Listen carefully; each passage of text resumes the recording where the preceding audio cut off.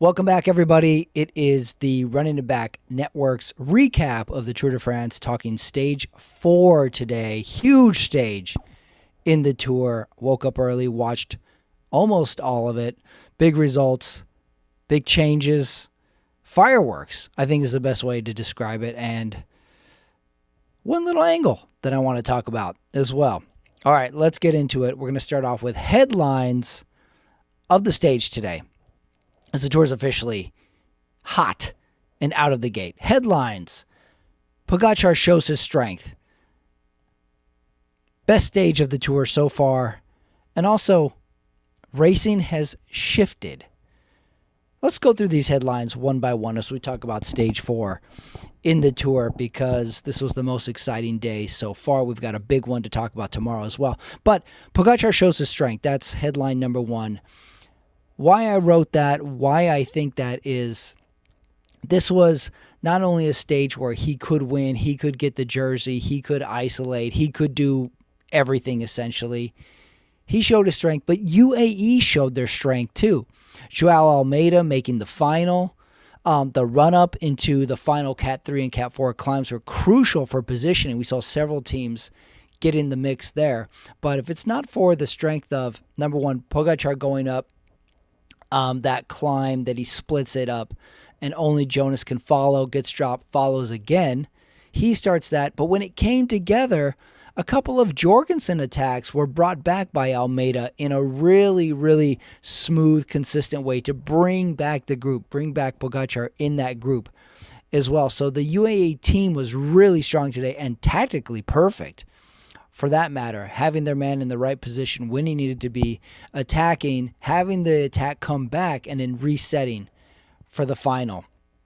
Truly strong stage today. Pogacar was on fire. Van der Poel did everything he could to reset himself and try and get that win, which I'm a little surprised that he didn't win that sprint. Such a hard stage, and leading from the front, maybe I shouldn't be, but Pogacar has shown that he can sprint in the past. So the strength shown today by Pogacar in the UAE is a major headline. Headline number 2, this was the best stage of the race so far. Absolutely. No one would argue that. We're only 4 stages in, and this was the first real GC battle. But what I liked about it, more than anything else, it was a GC battle, but non-GC riders were in the mix of this.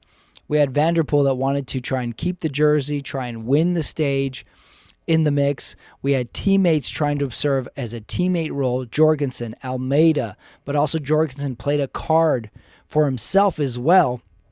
And then we had the picnic rider, the Irish rider, in that group. I believe there was a Premier Tech rider in that final selection as well. We had Remco fighting like hell to get onto the back of that group too in the final. So what's so great about a stage, what makes a stage great in a stage race, is when the dynamics change constantly. When we potentially could have had Pogacar, Jonas riding to the finish together. Okay, what's going to happen there? Who's going to work? Who's going to work in the back? Okay, wait. Now they come back together. The whole group's back together. Okay, now what's going to happen is Van der Poel going to try and get away solo? Is going to wait for the sprint? Is a teammate going to serve a role? And then the one we saw twice was Jorgensen made 2 moves on his own trying for the stage, and he stated after the race that he was trying for the win, for the jersey. He made a great effort, but Almeida was really the one that brought that back both times.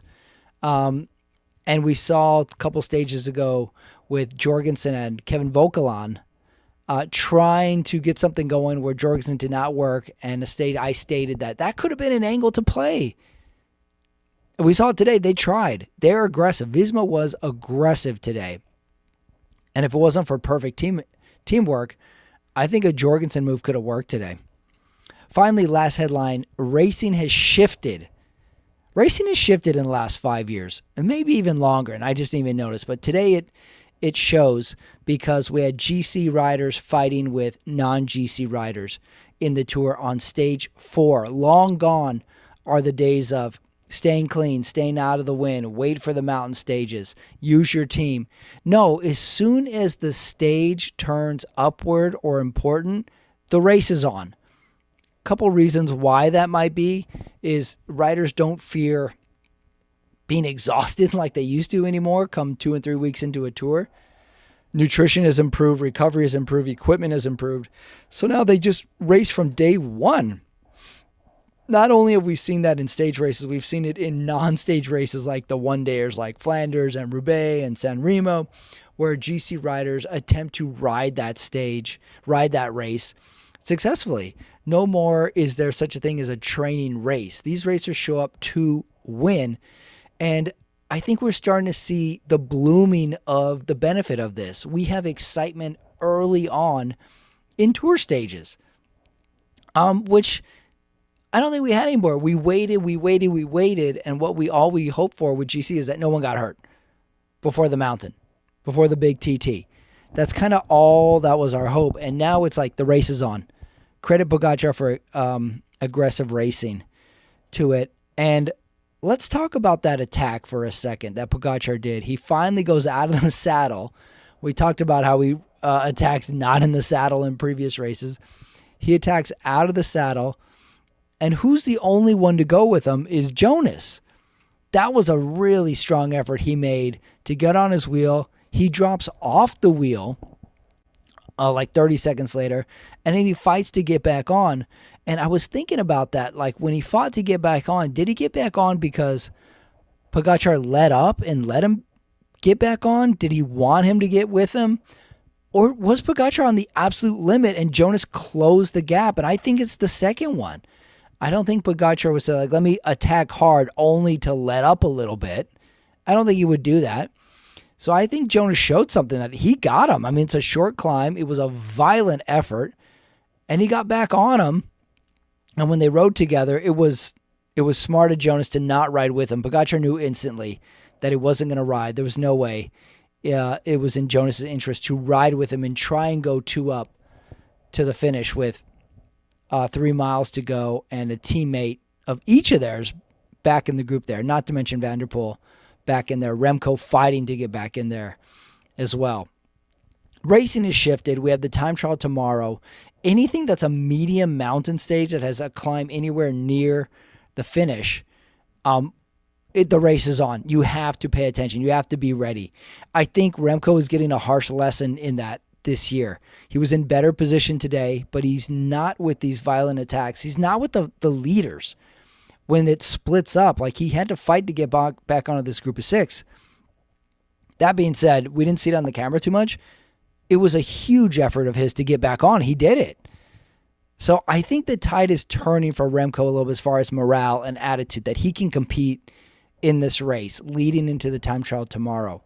So the racing is totally different than it was 10 years ago. It absolutely is. It's aggressive from the start. Breakaway, the old adage of the race starts, it gets going, a breakaway goes up the road, and then they gradually reel them back at the end. It's over. It is over. Sometimes breakaways don't even get away. Breakaways go from kilometer 0 all the time, and the first hour of racing can be super hard because of the breakaway. The breakaway artists really own the first hour of these races, trying to get in the breakaways, trying to get the right riders in there, either having not the right combination, the breakaway comes back, resetting, another breakaway gets set up, and then it becomes a responsibility of which team wants the stage to chase that breakaway down for the rest of the race. Throw in GCers in there wanting to mix it up on these climbs too. The dynamics are always changing through this race, and I'm finding myself tuning into these races early and earlier, and I wonder if there's coverage that we can see in the future live of seeing breakaway formation from kilometer 0. Like, I want to see it.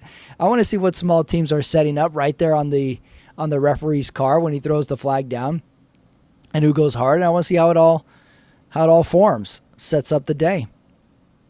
All right, those were headlines for stage 4 in the Tour today. Like I said, by far the most exciting stage of the Tour so far.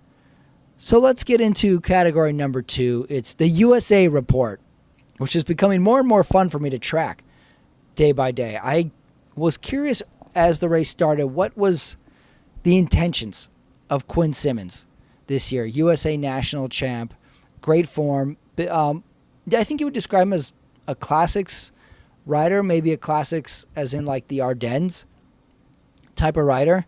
He's in shape. He's fit. So I was like, what is his intentions? What is he doing in this race? Because he's doing a lot of pace setting. And he had an interview before the stage today stating his goals are to help his teammates on stages they need help on, and days that are good for him, he can ride for himself. So already huge responsibility he has.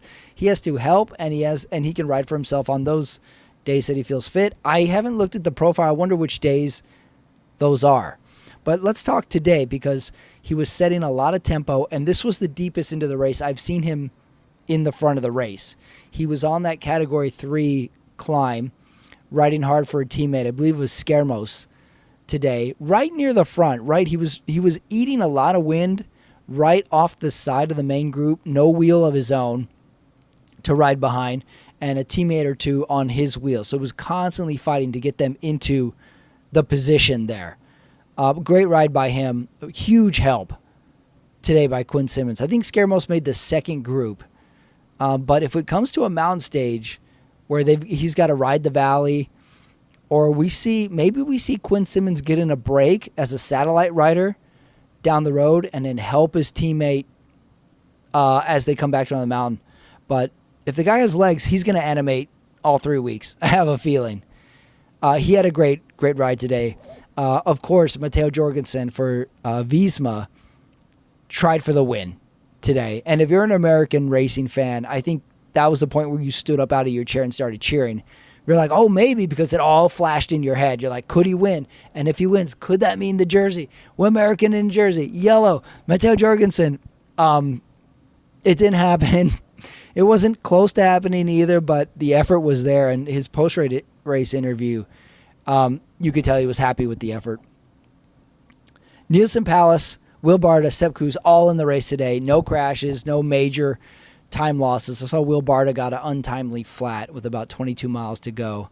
That might have ruined it for him, but I think these guys want to survive and look for that one good stage somewhere in this tour. Sepp Kuss, helper role. Well, he hasn't featured in these front groups yet, but I said before, Sepp Kuss is great when he's not really in the GC battle. He's got to be in there for the helper role. And along those lines with Matteo Jorgensen, we spent so much time asking, how can you beat Pogačar? What's the strategy? Can you isolate him? Can you get him here? Can you get a bonus here? Maybe the strategy is to have two leaders on this rival team of Visma. If there's Jorgensen can go up the road and he's a GC threat, he's got to chase him. If Jonas can go up the road and he's a GC threat, he's got to chase him. If he's just got two people in that he has to think about, Pogačar, maybe that's the strategy, is to have multiple leaders on your team. Jorgensen and Jonas Vingegaard are setting this up. I wonder if this is going to work. I wonder if they both can be good for that long to challenge someone who's such a high level as Pogačar. And Pogačar said he was at the limit today. He was not cruising. He was not just following wheels. He was not looking for opportunities. He went to go seek and get this race win, get this stage win, get the jersey. And he did. He did. I mean, he got the stage win, but he had to really try for it. I mean, think about these sprints, too, that Jonas is getting behind Pogačar on. He's right there on him. This is no more like he sprints, it's 2-up sprint, and Pogačar wins over Jonas. Like, no, Jonas is winning second place in these little mini field sprints to Pogačar. So I think Jonas is ready for the fight. The high mountains are going to be a different story, but these early ones, Jonas is on it. They both brought their A game, and I'm really psyched that Jorgensen brought his A game too, and he can be a help in as a co-leader. All right, so let's keep going. Next category, we got winners and losers of the tour stage today. So let's go winners. And I've got the tour organizers today putting together a fantastic stage, strategically placing it on stage 4, stage before a pure, or stage after a pure sprint, stage before a time trial. GC riders can't take it off. Time trialists can't take it off. It's genius. And it was the best stage, and we had to watch it. The tour's still fresh. We're in the first week. Sprinters like Van der Poel are in it. We want to see how long sprinters like Girmay can hang in the group, if it goes medium or if it goes to their pace. Like, we had to see it. So the tour organizers nailed this stage. Cat 3s and 4s to finish, Cat 4, then 5Ks to the finish line. Phenomenal. A little sketchy, though, in all the turns. I don't know if you caught all the little left-hander into the climb to it, where the peloton was just, it was maybe about 60 guys at that point, the last 20 Ks in. We're just a long line getting through these turns. And, of course, a lot of traffic furniture. And Van de Velde said on the broadcast, like, there was about 100 more pieces of traffic furniture than when I used to race it. So it's only getting more dangerous with the roads to it. We didn't have any major crashes today, which is good.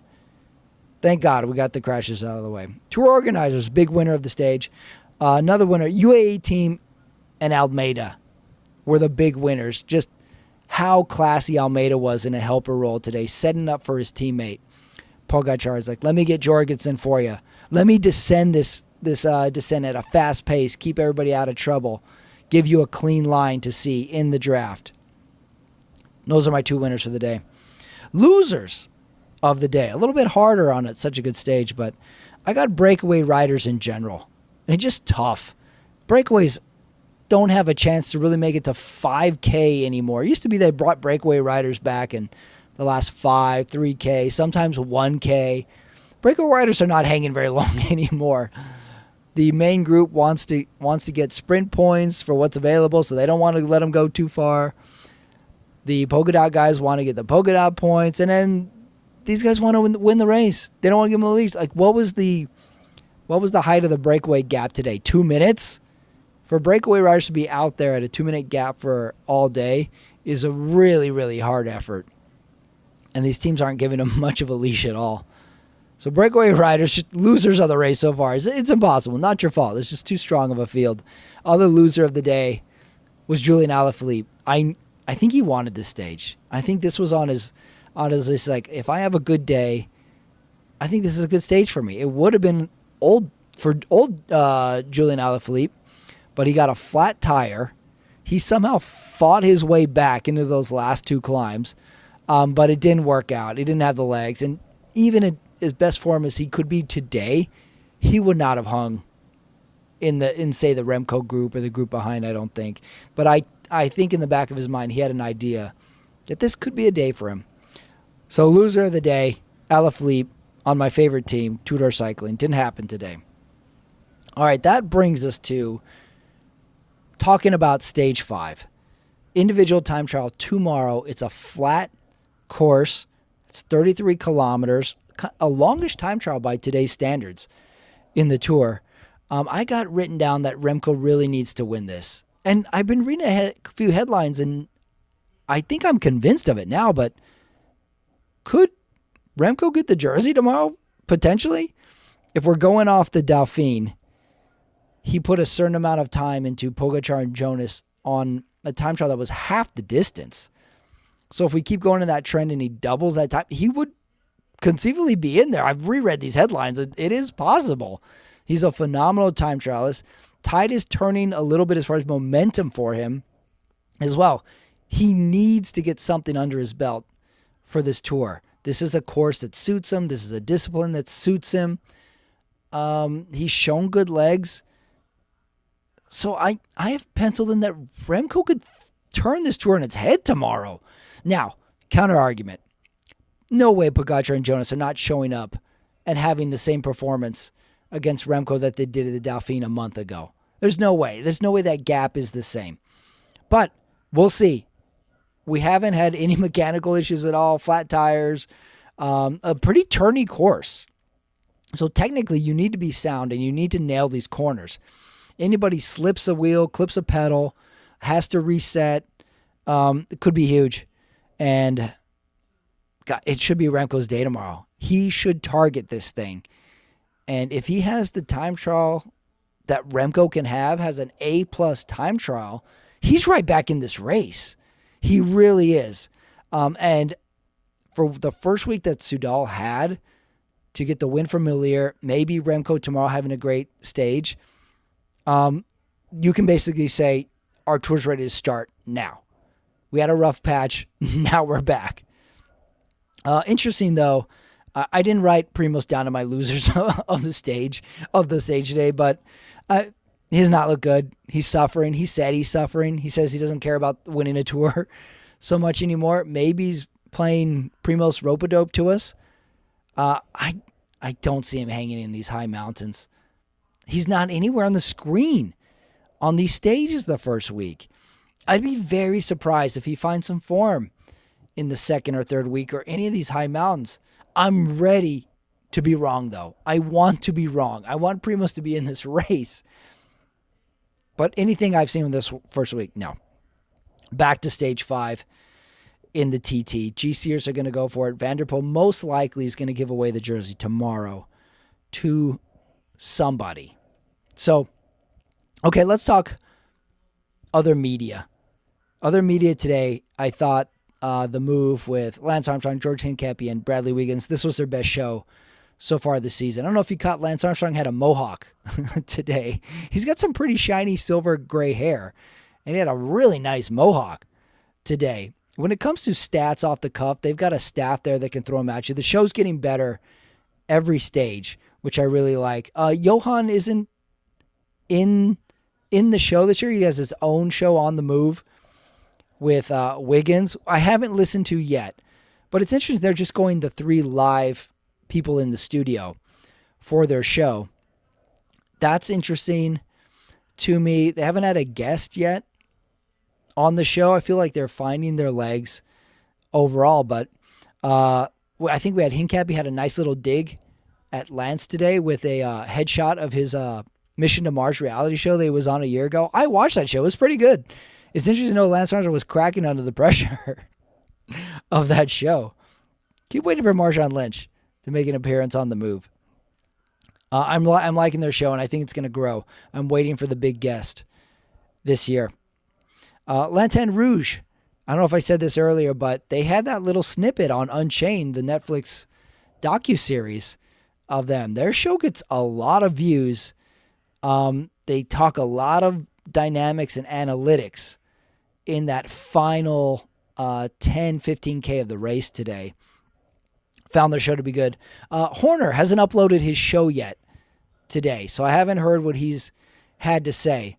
But I always find it interesting that Chris Horner just wears a button-down shirt all the time on his show. I think he owns about 87 button-down shirts. He buttons them nice and high, and he tucks them into his jeans, and he just rattles off information. And from what I can see off the top of his head, I can't notice cue cards, or he doesn't have note cards or anything. He's just rattling off the order of the stage off his head from what he watched and in the insert clips and stuff like that. So those are the 3 I go with. I caught a few other ones on YouTube that I never watched before, had a lot of views, had good insight, had stuff that I hadn't heard. But for me, those are the top 3. Figuring out what's what from an entertainment perspective, from a sports perspective. So I'm going to report the number track. It's still early, so I don't have numbers on all 3 of those shows yet on such a big stage to it. So stage 5 is tomorrow. The tour gets hotter every single day. I'm going to have to watch a lot of this time trial. I also like that all the GCers are going to go, around the same time, late in the day, so conditions will be the same.